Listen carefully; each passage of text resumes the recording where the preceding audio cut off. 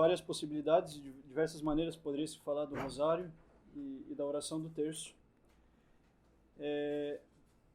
Mas eu resolvi escolher uma que acredito que é a mais importante agora, talvez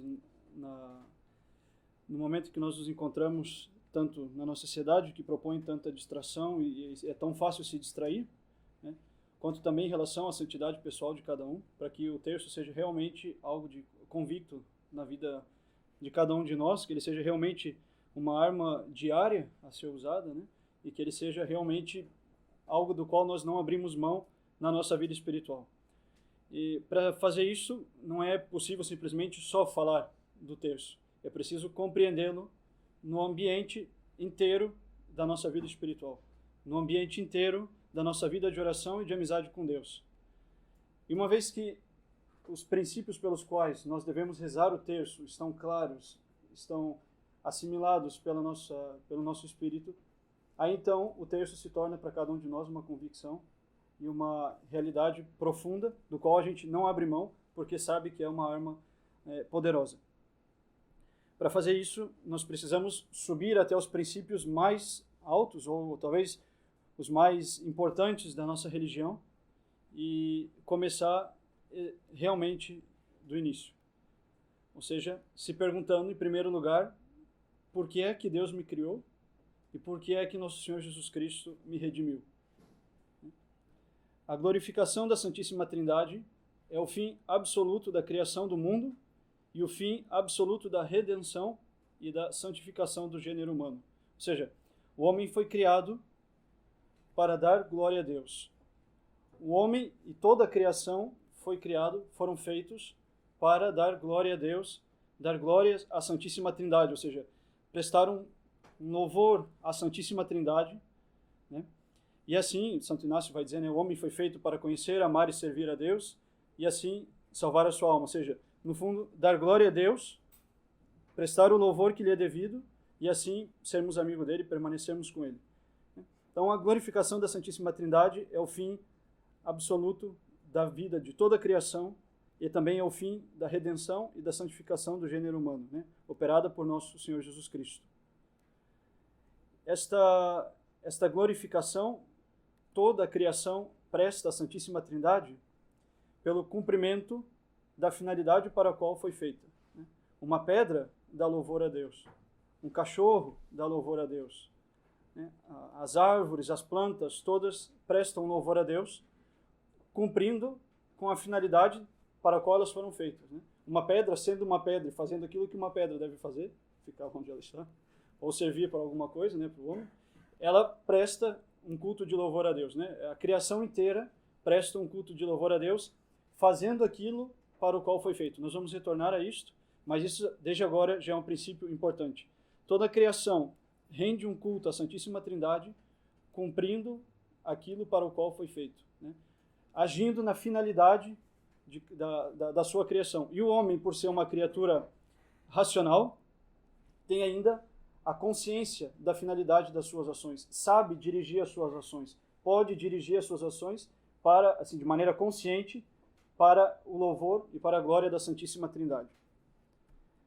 E de que maneira o homem realiza essa glorificação da Santíssima Trindade?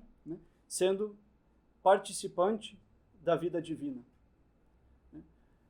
Ou seja, nós que fomos criados com a nossa natureza, nós temos a natureza humana, não há absolutamente nada na nossa natureza que impeça que ela seja elevada a uma vida superior, ou seja, uma vida sobrenatural, que a nossa natureza seja, não viva somente de maneira para as coisas naturais, mas viva uma vida sobrenatural. Ou seja, a nossa natureza pode ser elevada à participação da vida divina, pode participar da vida de Deus. E não há nada nela que impeça esta participação. A única coisa que precisaria, e o que foi o que aconteceu, porque Deus assim quis, foi que Deus ele mesmo, que também não tem nenhum impedimento para elevar a nossa natureza, queira elevar a nossa natureza a uma dignidade maior, a algo superior, a esta vida sobrenatural, sobrenatureza, está sobre a natureza. Deus, ele quis fazer isto. E o homem, pois que não tem nada que impede, outra vez, na sua natureza que isso aconteça, recebe então a possibilidade de ter a sua elevação, ou seja, a sua participação à vida divina. Assim sendo, a finalidade do homem nesta terra, porque ele é intelectual, porque ele é capaz de conhecer isto, vai ser esta união com ele. Vai ser esta glorificação da Santíssima Trindade, esta cooperação na elevação da natureza ao nível, até a natureza divina, a participação da natureza divina. Ou seja, não há nada na nossa natureza que impeça que pela graça nós possamos participar da vida de Deus.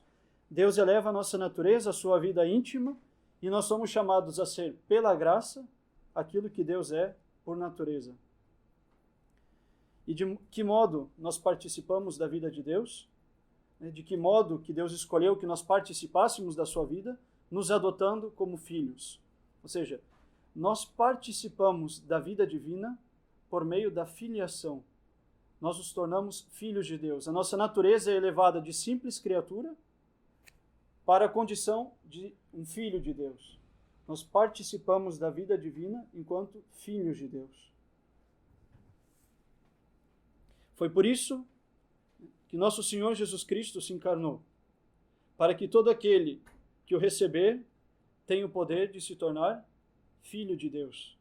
É isso que o padre lê todos os dias, em cada missa, né, no Evangelho final, quando ele diz, e a todo aquele que o recebeu, né, ele deu o poder de se tornar filhos de Deus. Quod quotautem receperum teum, deliteis potestatem, filius Dei fieri. Toda a missa nós ouvimos isso. Então, ou seja, essa é a finalidade da encarnação de nosso Senhor Jesus Cristo, né, para que a nossa natureza, que nela não tinha nada que impedia, nós vamos ver, o único obstáculo posto foi o pecado, né, retirou esse obstáculo, pagou o preço do nosso pecado, nos abriu outra vez e de maneira ainda mais esplendorosa, né, aquilo que magnificamente Deus criou, ainda mais magnificamente Jesus Cristo redimiu e recriou, né, na condição do homem, abrindo ao homem outra vez essas portas da filiação divina. Então nosso Senhor Jesus Cristo se fez homem para pagar o preço dos nossos pecados, é verdade, mas com uma finalidade bem precisa, nos abrir outra vez esta filiação que a graça nos concede e que nós perdemos pelo pecado. Então, justamente, como é que nós somos filhos de Deus? Como é que a nossa natureza é elevada de uma condição puramente natural a uma participação na vida divina? De maneira simples, Deus criou algo para justamente suprir essa diferença, vamos dizer assim, no âmbito sobrenatural, que existe entre a vida natural e a vida de Deus. Imagina, existe a vida natural, a nossa vida natural e a vida divina. E Deus quer elevar a nossa natureza até a vida divina. E de que maneira Ele faz isso? De que maneira, então, Ele nos faz filhos dEle? Ele criou algo, e este algo se chama graça. A graça é uma criação de Deus, né, que posta na nossa alma, supera a nossa natureza e a eleva à natureza divina. Assim, a participação à natureza divina como filhos de Deus. A graça faz de nós filhos de Deus. Nós temos, né, uma vida natural e a graça nos faz mudar de visão, mudar de vida. Uma vida puramente natural, né, que é aperfeiçoada para que nela nós possamos começar a viver, pela graça, a vida eterna. Elevar a nossa vida natural para a nossa finalidade última, que é o céu. Adão e Eva, né, no paraíso, foram criados em estado de graça, criados, ou seja, nesta condição de elevação da natureza humana. E porque, como eu dizia, não há nada que na nossa natureza impeça essa elevação. Né? Foram criados assim, Deus os criou assim, e a única coisa que pode destruir justamente esta criação da graça na nossa alma é o pecado. O pecado é a destruição da graça em nós. Impedimos que a graça divina trabalhe em nós, pondo um real e verdadeiro obstáculo. E por quê? Porque a graça é o aperfeiçoamento da nossa vida natural. O pecado existe quando nós desregramos as finalidades da nossa natureza. Ou seja, qual é a finalidade do homem? Dar glória a Deus, dar glória à Santíssima Trindade. E assim como toda criatura, o homem dá glória a Deus, agindo na finalidade, nas ações que ele faz, nas ações e na nossa vida intelectual, nós somos capazes de perceber isso, né? Pela nossa consciência intelectual, nós somos capazes de perceber, né, a finalidade das nossas ações, e nós daremos glória a Deus agindo nas nossas ações segundo a finalidade para a qual elas foram feitas. E o pecado existe quando eu fixo a minha vontade na desordem, agindo naquilo para o qual a coisa não foi feita, se utilizando de algo para aquilo para o qual ele não foi feito, né? Então, por exemplo, a gula, né? Comer não é um pecado, né? De maneira nenhuma. É algo bom mesmo. E quando é que ele se torna pecado?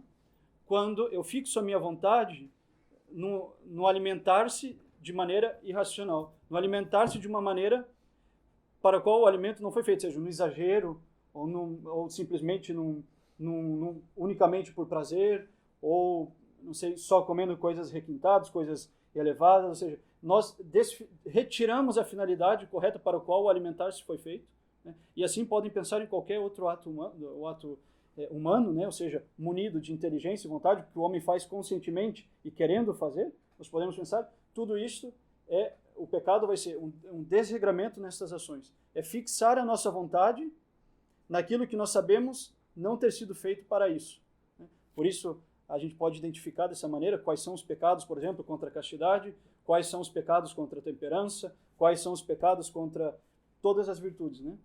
É muito simples, é fixando a nossa vontade naquela coisa para a qual eles não foram os atos que nós cometemos não foram feitos, né? Então, justamente, se a nossa finalidade é dar graças a Deus, cumprindo a finalidade das nossas ações para a qual elas foram feitas, né? E nesta condição de elevação da nossa natureza à vida sobrenatural, quando nós colocamos a nossa vontade em algo desregrado, Deus não pode trabalhar, porque nós fixamos a graça conta com a nossa liberdade, né? Conta com a nossa cooperação, nós cooperamos com a graça, né? E precisamos então não pôr nenhum obstáculo, e não pode haver, só pode haver um verdadeiro obstáculo quando nós colocarmos a nossa vontade naquilo que nós sabemos ser desregrado. Se nós fazemos isto, nós estamos agindo contra a finalidade para a qual fomos feitos, que é dar glória a Deus pelo cumprimento segundo a finalidade das nossas ações, e Deus então não pode trabalhar, porque é um verdadeiro obstáculo para a graça dele, que pode elevar a nossa natureza, e nesse momento não pode, porque nós fixamos a nossa vontade naquilo que é contrário ao plano divino da criação para cada uma das criaturas. Dar glória pela finalidade correta de cada ação, de cada ato humano, no caso do homem.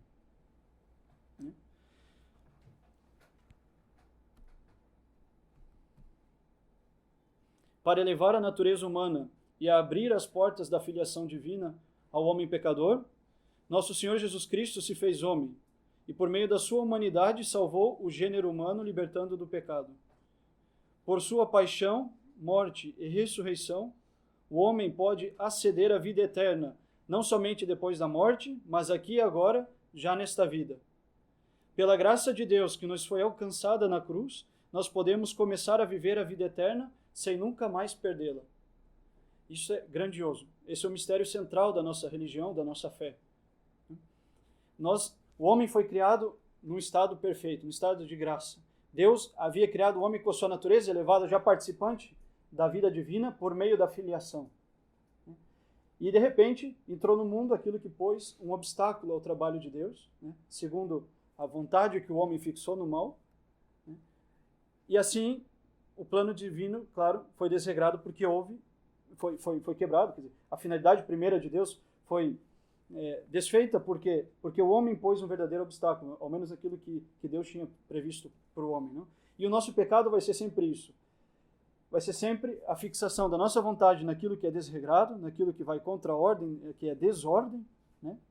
E isso vai produzir um verdadeiro, então, obstáculo para a graça. E para que Deus realmente, o que nosso Senhor Jesus Cristo fez, vocês sabem bem, né? O pecado é uma ofensa infinita cometida contra Deus por causa da dignidade infinita dele. Então precisava este ato de perdão, esse ato infinito que reparasse esse nosso pecado, né? Nosso Senhor Jesus Cristo, sendo Deus, operou esse ato infinito na sua paixão, morte e na ressurreição. Entretanto, né, já em todos os atos da sua vida também, em vista da nossa redenção, a encarnação, ele nasceu, né, se fez homem por isso. Né? E, então, para que o nosso pecado recebesse a paga equitável diante dos olhos de Deus. Segundo a ofensa infinita que ele foi feito. Mas também nosso Senhor Jesus Cristo morreu na cruz, né, porque ele poderia ter feito de outra maneira se ele tivesse instaurado assim. Ele poderia ter simplesmente dito do céu, sem necessidade de se encarnar. Poderia ter dito, tudo está perdoado. Entretanto, ele quis se fazer homem, se fez homem como um de nós, né? Possuiu aquilo que um homem tem de mais precioso na sua existência, que é a sua própria vida, né? Possuiu a vida e entregou esta vida por nós. Ou seja, fez questão de morrer na cruz, derramar o sangue, né? Os mistérios que nós acabamos de contemplar, né? Agonizar, ser flagelado, coroado, carregar uma cruz, morrer numa cruz, por conta dos nossos pecados, para mostrar o valor que nós tínhamos e que nós temos diante dos olhos de Deus. O quanto vale uma alma humana e o quanto Deus ama o homem a ponto de querer absolutamente dar todos os meios para que o homem possa corresponder à graça e participar da vida divina e cumprir assim a finalidade para a qual ele foi feito. Deus, nosso Senhor Jesus Cristo, se entregou, morreu por nós numa cruz, para que nós tivéssemos também a lembrança contínua do quanto nós valemos diante de Deus, o quanto vale a nossa vida e a alma de cada um de nós diante dos olhos de Deus. Santo Inácio de Loyola aconselha mesmo a pensar, né, de que Deus teria morrido, nosso Senhor Jesus Cristo teria morrido na cruz somente por cada um de nós, por mim unicamente, se fosse preciso, para mostrar o valor que uma alma tem diante dele, uma alma que ele quer elevar, né, à condição de filha. E de que maneira conseguimos adquirir a filiação divina que nosso Senhor Jesus Cristo nos alcançou? Muito simples, né? Pelos sacramentos, que são a produção da graça de Deus em nós, ou seja, a abertura para que sejamos filhos de Deus. Na missa, o padre, quando consagra o precioso sangue de nosso Senhor, diz, né, o sangue que foi derramado por vós e por muitos. 3 dos evangelhos dizem, né, por vós e por muitos. E um dos evangelhos diz, por vós e por todos. Então, por quem foi derramado o sangue de nosso Senhor Jesus Cristo? Por vós, por muitos ou por todos? O sangue de nosso Senhor foi derramado ao mesmo tempo por todos e por muitos. Ou seja, nosso Senhor Jesus Cristo, morrendo na cruz, derramou seu sangue por todos. Absolutamente todos os homens foram redimidos por nosso Senhor Jesus. O céu foi aberto a todos. Não há homem nesta terra, nunca houve, e sobretudo, na nova aliança, com o sangue de nosso Senhor Jesus Cristo derramado sobre o gênero humano, não há homem neste mundo ao qual não está aberta a redenção, que não possa se tornar filho de Deus, que Deus não conceda as graças suficientes para que ele venha se salvar. Todos os homens, né, possuem agora esta abertura diante do céu, tem essas portas abertas para começar a viver a vida eterna. Não há homem ao qual isto não seja possível. Por isso nós não devemos desesperar da salvação, nem nossa e da salvação de ninguém, sobretudo, né? Jamais aqui nesta terra condenar alguém ao inferno ou dizer tal pessoa se está condenado ou algo assim. A todo homem, a todo instante, Deus dá a sua graça, ao menos suficiente para que o homem, colaborando, faça essa graça ser atual, santificante na sua alma, Deus dando a graça santificante assim, e restaurando o homem na condição de um filho dele, que foi o motivo pelo qual ele se encarnou. Então, nosso Senhor Jesus Cristo morreu verdadeiramente por todos, neste sentido. Mas ele morreu por muitos também. E estes muitos, por quê? Porque o sangue dele não foi derramado de maneira vã. Foi verdadeiramente derramado por aqueles que vão agora, sobretudo depois da paixão dele, depois da fundação da igreja, os homens restaurados na graça, sobretudo esses que vão agora colaborar com a graça de Deus, que vão aceder voluntariamente, querendo, né, corresponder a esta graça, que vão ter acesso a este plano da redenção de Deus e que vão colaborar com a graça. Esses homens que vão lutar para viver essa vida nova. E é sobre estes muitos que Deus derramou seu sangue, porque o sangue de Jesus não foi derramado de maneira vã. Por isso os evangelistas dizem por vós e por muitos. E estes muitos, sobretudo, por que a igreja prefere usar este termo na missa, não todos e os muitos, por exemplo? Porque justamente por muitos, estes muitos que já estão aqui, por exemplo, assistindo a missa agora, que já fazem o esforço, né, de colaborar com a graça, que tomou ela a primeira iniciativa, que vivem a vida nova, que tentam viver neste momento da missa a vida nova que Deus nos alcançou, a vida nova que Ele nos deu, né? Então, estes muitos, e infelizmente destes muitos talvez que ali presentes já não são também todos pelos quais Nosso Senhor derramou sangue, né? Porque quantas vezes nós despreciamos a graça, né, vamos dizer assim, quantas vezes nós fazemos que o sangue de Nosso Senhor seja ineficaz na nossa vida, mesmo durante a missa, nesse momento da renovação do sacrifício, né? Todos seria ele aplicável a todos estes que assistem à missa, né? Como é que nós viríamos essa eficácia do sangue de Nosso Senhor sobre essa vida? Quer dizer, claro que foi derramado por todos aqueles que estão ali, mas e há realmente muitos ali? São todos estes os muitos que colaboram? Ou como é que é, né? É importante essa nossa, também, prestar atenção na missa, claro, viver da missa, viver dos sacramentos como maneira de colaborar na redenção de Nosso Senhor, porque justamente aqui que a gente entra, quer dizer, na nova aliança, nós devemos colaborar. A graça de Deus nunca faz violência, né? Deus propõe, né, claro, a salvação a cada um dos homens. A nossa vida não tem sentido fora da vida eterna, não há sentido na nossa vida fora da vida eterna, fora da vivência da vida eterna aqui e agora, senão tudo vai passar uma busca de prazer, uma busca perdida, uma busca sem sentido, né? Enquanto que a nossa vida só vai ter sentido realmente se nós assumirmos a finalidade para a qual nós somos feitos o mais rápido possível, né? Buscarmos corresponder com a graça o mais rápido possível. E essa correspondência, né, é um sinal de que a vontade, que a ação de Deus na nossa alma não é uma ação violenta, né? É um Deus que quer contar conosco para nos salvar. E daí vem a frase de Santo Agostinho, né? O Deus que criou-te sem ti, não te salvará sem ti. Ou seja, é preciso aceder a este plano da redenção que Nosso Senhor Jesus Cristo nos alcançou, que Ele nos deu. É preciso colaborar com a graça. E de que maneira nós colhemos estes frutos? Colaboramos com a graça justamente por meio dos sacramentos.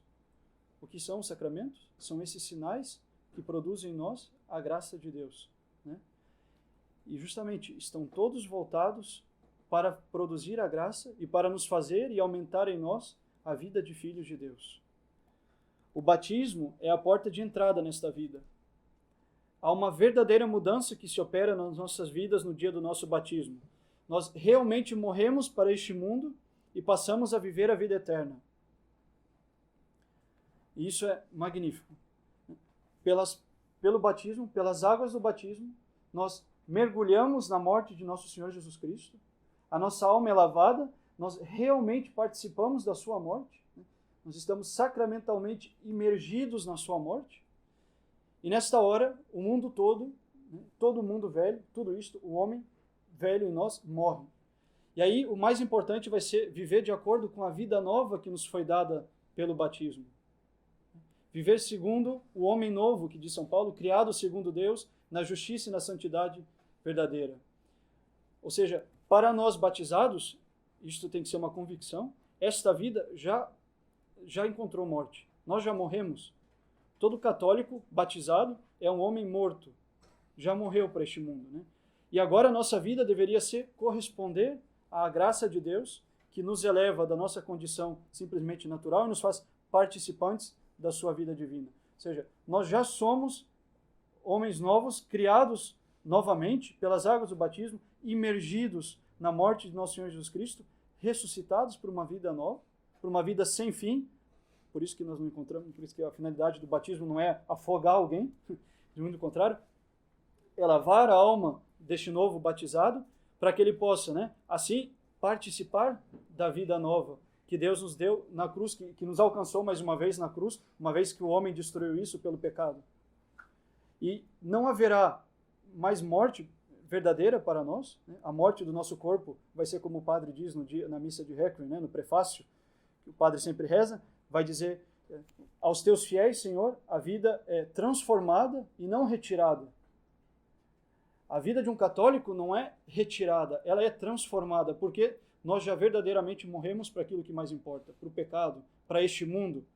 E nós vivemos uma vida nova. E a hora da nossa morte, ou seja, a passagem da nossa vida aqui e o encontro com Deus vai ser uma transformação desta maneira com a qual nós já vivemos. Aqui nós vemos Nosso Senhor sob o véu da Eucaristia. No céu, nós o veremos face a face. Aqui nós temos o acesso a Deus pela fé. No céu será a realidade contemplada. Então é uma vida transformada, mas não retirada. Nós já morremos. Isso é o mais importante. E justamente vem daí a dignidade de todo cristão, né? Não é que nós não fazemos coisas ou fazemos coisas. Nós vivemos uma vida nova. E há coisas que são indignas de um cristão. Por isso nós não ouvimos tal tipo de música. Por isso nós não nos divertimos como se diverte qualquer um. Por isso nós não nos vestimos como se veste qualquer um. Por isso todos os poriços da nossa vida católica, né? Por quê? Porque já somos homens mortos, vivos por uma vida nova, né? Isso não é sentimentalismo, isso não é frase bonita, isso não é uma coisa elaborada que a igreja vai inventando, isso é uma realidade. Ou nós temos isso convicto na nossa vida, na nossa vida em si, sobretudo na nossa vida de batizados, e aí a nossa vida pode fazer um verdadeiro sentido, e aí os sofrimentos da nossa vida têm sentido, ou tudo isso é uma brincadeira, ou tudo isso nós consideramos como sendo uma historinha bonita e pronto, e vai acabar um dia quando eu morrer, e no fundo nós estamos nem aí para tudo isso, né? E aí a nossa vida não vai ter sentido nenhum, vai ser uma busca de prazer incessante, todo tempo, vamos buscar prazeres, todo tempo vamos buscar consolações, todo tempo vamos viver para fugir da cruz, né? E não vai ter sentido nenhum tudo isso. Entretanto, uma vez que a nossa vida de batizados é plenamente, verdadeiramente assumida, tudo ganha um sentido novo, e nós vivemos realmente a vida com Deus. E os sofrimentos têm sentido, e as dores têm sentido, e as alegrias passam a ter sentido, e os nossos atos são verdadeiramente ordenados para o fim para o qual foram feitos. O sacramento mais importante é, entretanto, a Eucaristia, mais do que o batismo, em um certo sentido. Nós realizamos da maneira mais perfeita possível, neste mundo, o prelúdio daquilo que será o nosso céu, ou seja, a nossa união definitiva com Deus. Se a finalidade da nossa vida é dar glória a Deus pela elevação, né, pelo cumprimento fiel da finalidade pelo qual nós somos feitos, e assim sendo participantes da vida de Deus pela graça que nos faz seus filhos, para nos unirmos a Ele, né, não haverá momento mais importante na nossa vida aqui, nesta terra, do que a Eucaristia, do que a comunhão, que já é esta união da nossa alma com Deus.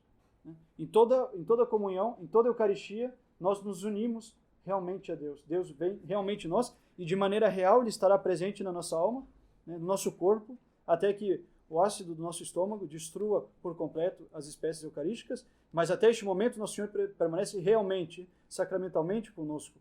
E a nossa união com Ele aumenta a cada Eucaristia. Né? Então realmente, não há nesta terra união mais perfeita com Deus do que a união eucarística. Se pelo nosso batismo somos criaturas novas e a finalidade da nossa filiação divina é de nos unirmos a Deus, fica claro que nossa vida aqui nessa terra não conhecerá então o momento mais importante que a Sagrada Comunhão. A nossa vida espiritual será então manter uma única coisa: manter acesa em nós a vida da graça, a vida de filhos de Deus, homens novos criados pela graça de Deus no dia do batismo e alimentados todos os dias, se possível, pela Sagrada Comunhão. Ou seja, manter a finalidade da nossa vida espiritual vai ser viver com Deus, mantendo aceso o tempo todo, diante dos nossos olhos, diante da nossa mente, da nossa alma, esta união com Deus.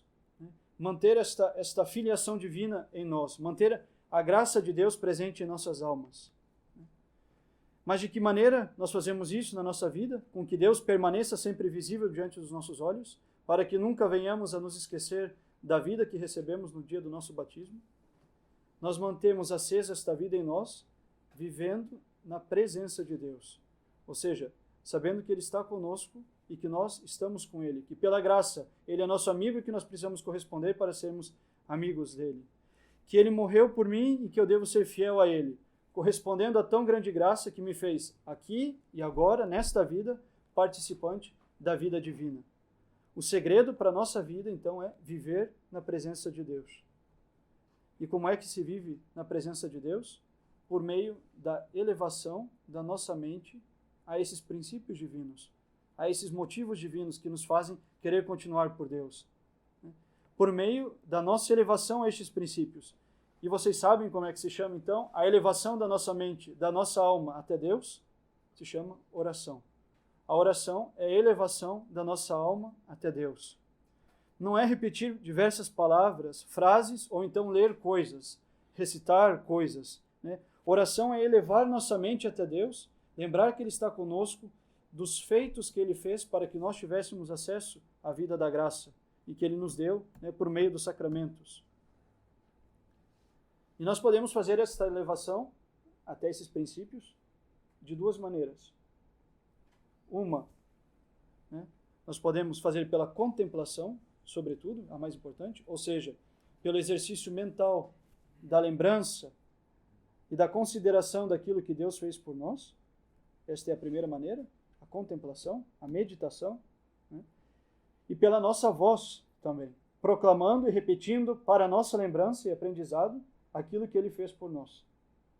E tudo isso nós fazemos para nos lembrarmos daquilo que Ele fez por nós, crescermos no nosso amor por Ele e, consequentemente, na nossa amizade com Ele, e assim mudarmos de vida, né? E uma vez que esses princípios estarão completamente presentes em nós, que Deus estará sempre presente em nós, que nós viveremos na presença de Deus pela lembrança daquilo que Ele fez por nós, nós teremos força suficiente, né, para viver correspondendo à graça que Deus nos dá, para vivermos desejando sempre lutar e vencer, para permanecermos fiel a Deus, para ver a feiura do pecado, de todo o pecado que nós cometemos, como sendo a única coisa que pode quebrar a minha amizade com Deus que eu já ganhei pelo meu batismo. E que, se eu correspondo, eu permaneço. E quando nós... tudo isso, então, né, ou seja, nós acreditamos em algo que nos dá este impulso para uma vida nova, que nos dá esta vida nova. A fé é a regra da nossa oração. Nós rezamos, então, aquilo que nós acreditamos. Elevamos as nossas palavras, a nossa contemplação, aquilo que nós acreditamos, a revelação operada por Deus. Então, a fé se torna a regra da nossa oração. E nós, uma vez que contemplamos esta fé, aquilo que nós acreditamos, aquilo que nós sabemos, o que Deus fez por nós, nós passaremos a viver para corresponder. E a fé, que é a regra da nossa oração, vai fazer com que a oração, a presença de Deus, seja a regra da minha vida. E aí, a força para permanecer na graça. E aí, o meu esforço de permanecer na graça. Porque a fé, aquilo que eu acredito, é a regra da minha oração. E porque aquilo que eu contemplo na oração é a fé, ou seja, não é uma história, não é um sentimento, não é apenas um conhecimento, mas a fé é uma vida. Esta regra da fé, que é a regra da oração, vai fazer com que a oração seja a regra da minha vida. Nós viveremos sendo daquilo que nós rezamos. Por isso, Santo Afonso pode dizer que quem reza se salva, porque contempla, porque sabe, porque tem motivos, porque aumenta a vontade, né, de cooperar com a graça, que é a primeira a trabalhar, de cooperar com Deus que quer nos salvar. Quem reza se salva porque tem os meios para isso. E quem não reza, é consequência, se condena porque não tem os meios para isso. Toda nossa oração, vocal ou mental, deve ser orientada neste sentido, viver na presença de Deus, para melhor viver como os filhos de Deus, para assim cumprir com a minha finalidade terrestre, começar a viver a vida eterna. Assim sendo, eu darei à Santíssima Trindade a glória que lhe é devida. E aqui entra, neste momento, de maneira simples e como consequência de tudo que a gente falou, a importância do terço. O que é o terço, senão esta oração, que é ao mesmo tempo vocal e mental, sobretudo mental. No terço, nós repetimos, como é que nós começamos o terço? Com o credo, né? Nos lembrando da nossa fé, daquilo que Deus fez por nós, daquilo que Ele fez para que, justamente, nós pudéssemos recuperar a graça em nossas almas, né? Nós recitamos o Pai Nosso, que é o resumo de toda a vida espiritual, né? A Ave Maria, que é esta oração que lembra o tempo todo aquilo que Deus fez por nós, por meio da Virgem Maria, e aquilo que nós podemos fazer para ir até Deus por meio da Virgem Maria. O Glória, que é esta lembrança contínua daquilo que é a nossa vida, que é dar glória a Deus, dar glória à Santíssima Trindade o tempo todo e em todo instante.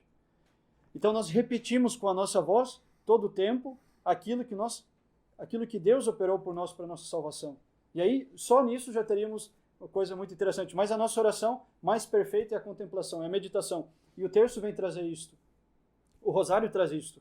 A cada 10 Ave-Marias, ou seja, a oração vocal, nós temos a oração mental que é assimilada. Nós temos a contemplação de algo que Deus fez por mim para que eu pudesse ter a vida nova. Ou seja, não há oração depois da liturgia mais perfeita do que esta oração do terço, que é a oração vocal e mental ao mesmo tempo, que me faz aplicar todos os princípios da vida espiritual. Ou seja, viver na presença de Deus por meio da elevação contínua da minha alma até Ele. Por meio da contemplação daquilo que Ele fez por mim, para que eu pudesse permanecer fiel a Ele, para que eu pudesse ganhar a vida nova que Ele quer me dar. Então o terço, em todos os seus mistérios, vai ser essa lembrança contínua da vida de Nosso Senhor. E aí não há oração mais perfeita, como eu dizia, não há oração mais própria para cada um de nós, e não há oração mais salutar para cada um de nós, para que nós possamos realmente encontrar força e sustento para viver a vida sobrenatural. A vida sobrenatural é muito fina, né? É um fio muito delicado, que nós perdemos muito facilmente, não tanto pelo pecado, que é uma ruptura brusca com isso, vamos dizer assim, mas porque nós começamos a deixar de viver na presença de Deus. O pecado é uma ruptura fixa. Nós colocamos a nossa vontade na desordem, mas ele raramente ou quase nunca chega direto. É quando nós começamos a fraquejar na oração, ou seja, na elevação da nossa mente àquilo que Deus fez por mim, dos princípios divinos. Quando nós começamos a diminuir esta presença de Deus na nossa vida, é que as forças começam a diminuir. E aí, e como é que hoje a gente faz isso, justamente? Pelo excesso de uso da internet, pelo mau uso da internet, por exemplo, né? Pelas distrações todo o tempo, que nós buscamos o tempo todo para substituir o nosso tempo de oração, né? Simplesmente por querer viver um espírito assimilado ao do mundo ao mesmo tempo, com um certo tipo de prazer mundano, que talvez em si não é pecaminoso, mas que por ser mundano, e essa é a descrição de mundano, um ambiente no qual Deus não tem lugar verdadeiro, né? Isso vai nos fazer viver aos poucos fora da presença de Deus, vai diminuir a elevação da nossa alma até estes princípios, né? E aí então o pecado pode ter lugar. Aí nós deixamos de ter força para fixar a nossa vontade na ordem e fixamos a nossa vontade na desordem. Então o terço é o contrário de tudo isso, se ele é bem rezado, né? O terço é o contrário de tudo isso. Ele é a lembrança contínua do que Deus fez por mim, de maneira vocal e de maneira mental, e a oração, então, perfeita, conjunta dessas duas realidades, que me ajudam a ter força. Então, se há algo na nossa vida espiritual, no nosso dia, de todo dia, que nós não conseguimos, que não podemos abrir mão, é do terço, né? Como oração mais forte, como oração como arma mais poderosa para viver, né? E justamente por isso São Pio V vai poder dizer, né, como consequência da vitória na Batalha de Lepanto, quando os muçulmanos tentaram invadir a Europa pela Áustria, vai poder dizer: não foram os nossos soldados, nem as nossas armas, mas os nossos terços que ganharam essa batalha, né? E não é simplesmente o fato de repetir coisas que nos faz ganhar, de repetir orações que nos faz ganhar, mas por quê? Porque e é assim que a gente tem que rezar o terço. Quando vocês quiserem rezar o terço, né, por uma intenção particular, para ganhar um bem material, para ganhar aumento na virtude, para ganhar o que for, pensem que não é porque vocês estão repetindo simplesmente orações, e aí vamos rezar 2, 3, 4, 5, 6, 10 terços, e agora Deus vai me ouvir, né? Não. Mas é porque a cada vez que eu rezo, e eu contemplo aquilo que Deus fez por mim, eu peço que aquilo que Ele fez tenha valor e seja aplicado na minha vida, em tal circunstância, em tal necessidade. E se este algo que eu estou pedindo, né, pelo sangue de Nosso Senhor Jesus Cristo derramado na cruz, pela flagelação que ele sofreu por nós, pela encarnação, pelo nascimento na gruta em Belém, que essas coisas, essas graças que Ele nos alcançou por estes atos, né, sejam aplicados numa intenção particular, não há oração que não seja eficaz, né? Se isto realmente for prover para que a minha vida caminhe na santidade, ou seja, pondo a minha vontade naquilo que é ordenado para a sua finalidade, se isto corresponder a isto, Deus me dará, sem dúvida nenhuma. Se isto não corresponde à minha santidade, claro que Deus nos dará aquilo que nos levará à perdição. Então, não há oração que, implorando a Deus por meio desses atos que Ele fez por nós no terço, né, por meio disso nós não ganhamos. Sempre nós vamos ganhar, sempre. É sempre eficaz. A oração é sempre eficaz. Sobretudo a oração do terço, se ela é compreendida nesse sentido, né? Então, por isso que nós não temos arma mais forte, né? Por isso que o terço é forte. Por isso que o terço tem o poder que ele tem, por causa desta realidade de aplicar na nossa vida aquilo que nós contemplamos, né? Que Deus derrame em nós as graças que Ele nos alcançou, que Ele confirme em nós as graças que Ele nos alcançou pela nossa redenção. E aqui fica, então, a importância do terço dentro da nossa vida espiritual, dentro dos princípios maiores da nossa fé, dentro dos princípios maiores da nossa vida de amizade com Deus. Ave